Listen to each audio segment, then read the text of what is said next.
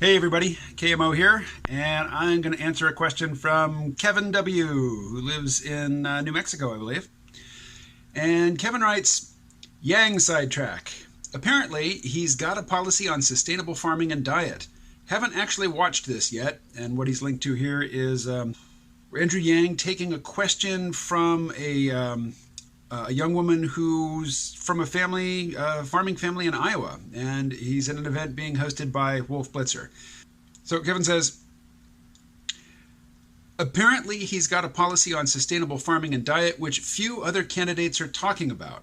As someone intimately familiar with permaculture, what do you think? Okay, first I have to say, before somebody says it for me, while I know a lot of people who are accomplished in permaculture, and while I've interviewed a lot of permaculturalists, including David Holmgren, who is the co-originator of the concept, I myself don't even have a PDC, or a permaculture design certificate, which is the first mile marker that you pass as you enter into a formal study of permaculture.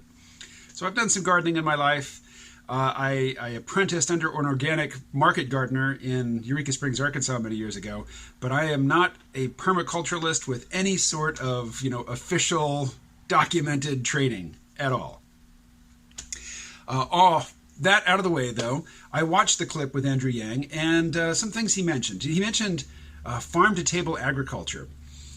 And first he spelled out just the reality of farming today in the United States, and that is this, that the economics of farming mandate that farms be huge. I mean, enormous. And they're typically not the sort of polyculture farms that you think of when you think of sort of the fairy tale image of a family farm, where you've got a barn with some chickens and a couple of cows and maybe a horse, and maybe you've got some sheep in the pasture, and maybe you've got a pig or two over in a pen. And, there's just all this different stuff going on. Typically, farms in the U.S. are just huge plots of monoculture, fence post to fence post, same crop. They are planted, harvested, tended mechanically with enormous machines. And what's more, the farmers have to take out enormous loans every year to buy their seed, often genetically modified, like Roundup Ready seed, which they cannot save the seed from their harvest. They have to buy new seed from the agribusiness companies every year. And then the really galling part about it is it's a high risk, high leverage sort of financial activity, but almost all farms are dependent on a non-farming spouse working some job in town. All of this equipment, all of this land, all of this financing, all of this technology going into farming, and it doesn't really even generate a living for a couple. So what's messed up about farming is a result of screwed up incentives. And Andrew Yang said something to that effect to this woman who asked the question, and also to Wolf Blitzer. Farm to table.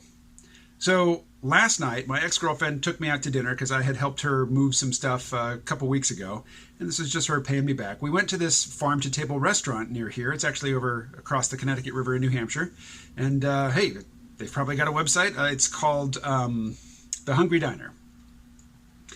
And so if you go to McDonald's and you get not, their dollar menu sandwich, but one of their nicer, more elaborate sandwiches, and you get it as part of a meal, so you've got a large drink and some fries with it. What's that going to cost you? $7? Something like that? So for two people, we're talking about $14, $15. So suppose instead of a big Coke or something, you're in Europe and you get a beer at McDonald's. So maybe that adds $5 each.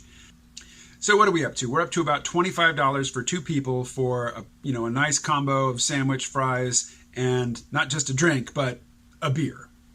Well, last night, she and I went to the Hungry Diner, and we each got a sandwich side combo. So I had the Three Little Pigs pork burger and some fries.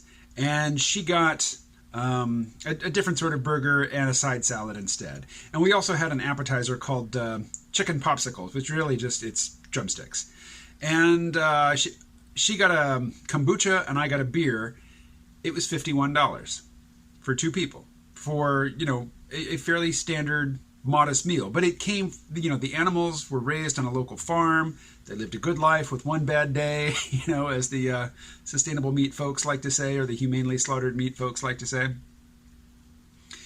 And it's twice the price of McDonald's, which takes advantage of enormous scale, economies of scale. It was a much more engaging, like personable setting, and the interactions with the staff were, much different than the very mechanical, just rote, exchanges that you have with people who are manning a cash register at McDonald's. So everything about the experience was better. Was it twice as good? Yeah, I'd say it was twice as good. But can I afford to eat like that all the time? No. If you spend $25 for dinner every night, that's a pretty hefty chunk of your UBI, your $1,000 freedom dividend. Now, of course, I don't go out to eat every night. Most people don't. But the thing is, I spend a lot of money on food. And I really only eat one meal a day. I eat one real meal and, some snacks here and there and coffee with cream in the morning. And food is a major expense for me. And it's largely because I live in a small village. I don't live anywhere near a big place like, a Walmart or some big corporate supermarket chain. There's just a local family-owned chain near here. They don't deal in that much volume, and it's pretty expensive. And I end up spending a fair amount of my monthly income on food. So I don't know what Andrew Yang can really do for me on that front. Changing the incentives in farming, the financial incentives, that's going to be a huge task. It takes a very long time. Those incentives are set in a farm bill, that Congress negotiates and passes, and this basically determines the economic incentives that drive the shape of farming.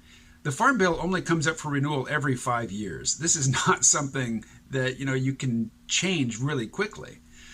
So $1,000 a month, sure, it's going to buy a lot of groceries. I also have debts to pay, and, that $1,000 a month, should it come to pass, I'm not going to have any trouble spending it at all. It's going to zip right through my life, just like all the other money that zips through my life. Now, in the Andrew Yang clip that Kevin has linked to, Wolf Blitzer asks him about meat.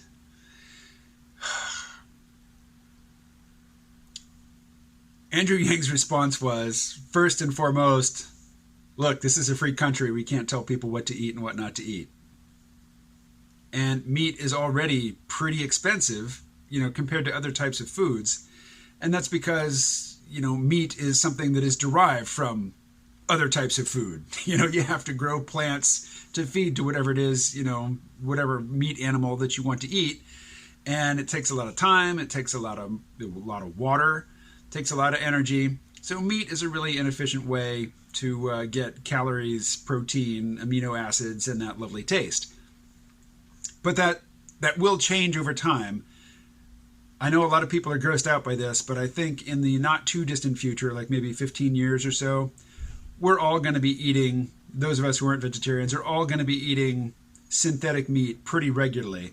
And the adoption of it will be very quick as soon as it crosses that critical price threshold where vat-grown or 3D printed meat, or however they end up making it, is cheaper than, natural meat. As soon as it's cheaper, that's what they're going to have on offer at McDonald's. Real actual flesh from an animal that was once walking around is going to be a privilege for the rich, or, for special occasions. That, I think, is an inevitability, and it's a great thing, because the factory farming system really is a nightmare for the animals that have to endure it. And I feel pretty shitty, for continuing to support that system, even though I don't support it much. Meat is not a staple for me, but, when I get that frozen pizza at the store, I usually get the one with the pepperoni on it.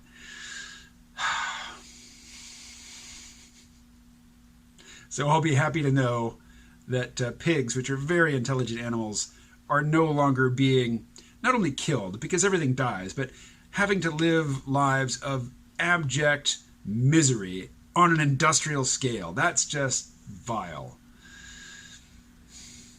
Every now and again, I'll go through a phase where, without actually verbally or consciously committing to it, I just stop buying meat for just that reason. So I'm really looking forward to that particular technological inevitability. And I think it is an inevitability.